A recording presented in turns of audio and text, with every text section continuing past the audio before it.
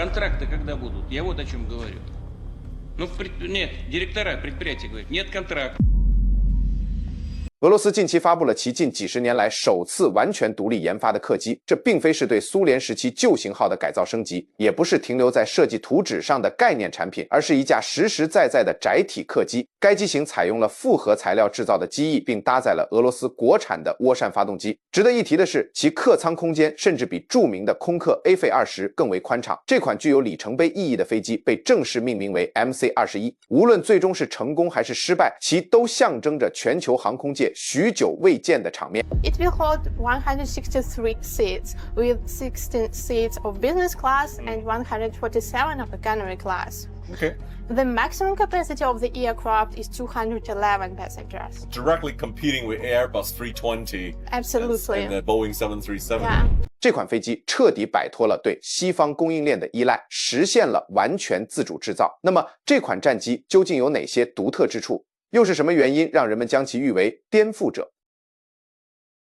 俄罗斯正在打造一款怎样的机型？ MC-21是一款单通道双引擎的喷气式客机，其布局可灵活调整，能搭载150到211名乘客。这款飞机由俄罗斯联合航空制造集团旗下的伊尔库特公司负责制造，其目标直指波音737系列，这本身就展现了其宏伟的抱负。要知道，波音737和空客 A-20系列在过去几十年里一直统治着全球市场，鲜有挑战者能真正动摇他们的地位。中国曾推出 C919， 加拿大也曾推出庞巴迪 C 系列，后被空客收购。而现在俄罗斯也加入了这场竞争。然而，一个显著的不同之处在于 MC-21项目的整个过程都伴随着西方全面的制裁。这款飞机的机身宽度仅比波音737和空客 A-20宽出几英寸，初听起来似乎微不足道，但这却意味着乘客将拥有更宽敞的肩部空间、更宽的过道以及更大的行李舱。无论是乘客还是航空公司都能从中受益。技术上的创新体现在其机翼设计上。MC-21采用了高展弦比的复合材料机翼，这种细长的翼型能够有效地降低飞行阻力，从而提升燃油效率。最初，这些机翼所使用的碳纤维材料来源于日本供应商，并在美国制造的高压釜中完成固化。但在2014年制裁开始实施，并在2022年后进一步升级的背景下，俄罗斯不得不寻求实现关键部件的自主生产。令人惊讶的是，他们成功地做到了这一点。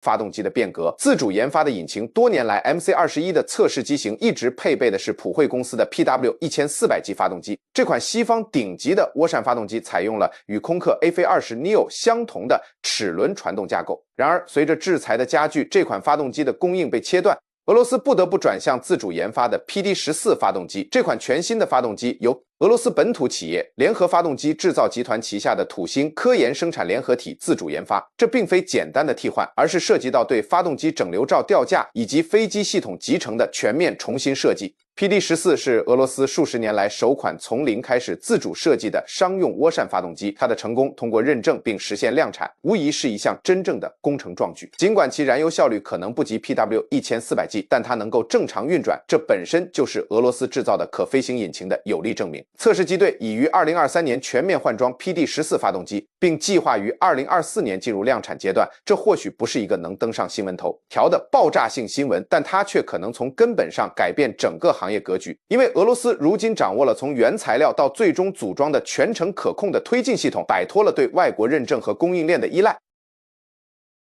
复合材料机翼的重要性。复合材料在现代航空领域已非是新鲜事物，例如波音787、梦想客机的主体结构就大量采用了碳纤维，空客 AF50也在多个关键部件上使用了复合材料。然而，自主大规模生产复合材料机翼且完全不依赖西方供应商，这才是真正的挑战所在。俄罗斯为此研发了一种名为脱模固化技术的创新工艺，该工艺摒弃了昂贵且复杂的高压固化炉，转而在较低的压力和温度下固化复合材料部件，从而降低了生产成本，提高了生产速度，并更易于实现规模化生产。虽然其质量和耐久性能否与西方工艺相媲美还有待时间的检验，但这项技术已经足够成熟，可以支持 MC-21的飞行。目前 MC-21的机翼采用了俄罗斯国产的碳纤维材料，这是俄罗斯科研人员历经多年攻关的成果。虽然其性能可能能不如采购自 Terry 或 Hexcel 等西方公司的产品那样出色，但它却弥补了可能导致项目停滞的关键技术缺口。随着技术的不断成熟，这项自主研发的复合材料技术或将在更广泛的产业领域引发连锁反应，例如汽车、风力涡轮机和国防系统等。俄罗斯已经建成了一条西方认为其无法复制的复合材料生产线。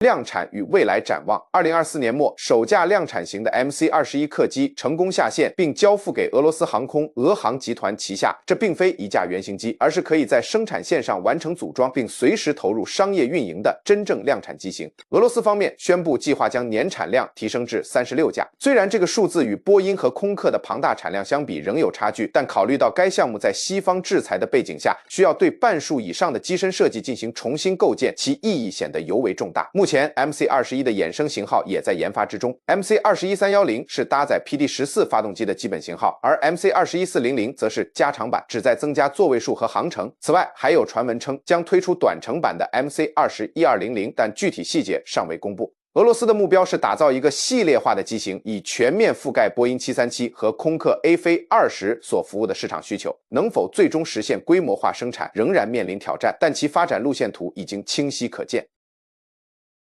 难以走向全球的现实。坦率地说 ，MC-21 在短期内不太可能出现在美国联合航空或瑞安航空的机队中。西方的航空认证机构，如美国联邦航空管理局 FAA 和欧洲航空安全局 ESA， 在当前的制裁背景下，几乎不可能批准俄罗斯制造的客机。这意味着 MC-21 将无法获得欧美客户，也难以吸引都柏林或西雅图的飞机租赁公司。其市场范围在短期内预计仅限于俄罗斯本土，或许还有白俄罗斯。部分中亚国家以及一些正在寻求摆脱对西方供应商依赖的国家，这些市场份额在全球航空市场中占比极小。然而，关键在于俄罗斯并不需要获得全球范围内的认证，就能够让这款飞机在其国内发挥作用。他们急需 MC-21 来替换目前机队中数百架面临零部件短缺、软件更新受限和法律支持中断的老旧空客和波音飞机。在这样的背景下 ，MC-21 是唯一现实的国内替代方案。如果俄罗斯能够实现每年30至40架的产量，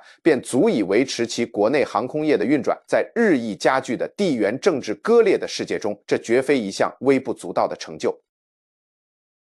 瓶颈与挑战。尽管 MC-21 项目取得了显著进展，但瓶颈依然存在，产能是目前面临的最大障碍。PD-14 发动机的规模化生产需要时间，复合材料供应链也仍在成熟阶段。制裁实施后，俄罗斯失去了大量机床、软件和零部件的获取渠道，他们一直在努力绕过这些限制，有时借助中国的帮助，有时依靠本土的替代方案，但进展相对缓慢。MC-21 原计划于2020年启动量产，后推迟至2022年，再次延期至2024年。如今现实的时间表可能要推迟到2025年甚至更晚，可靠性问题同样不容忽视。西方客机拥有数十年的运行数据、成熟的供应链以及全球服务网络，而 MC-21 是全新的， PD-14 发动机是全新的，复合材料机翼也是全新的。所有这些都需要在实际运营中证明自身的价值，这需要数年的时间。航空公司有充分的理由保持谨慎，一旦出现故障，他们需要能够立即获得备件。如果俄罗斯无法保证零部件的稳定供应，整个项目都将面临停滞的风险。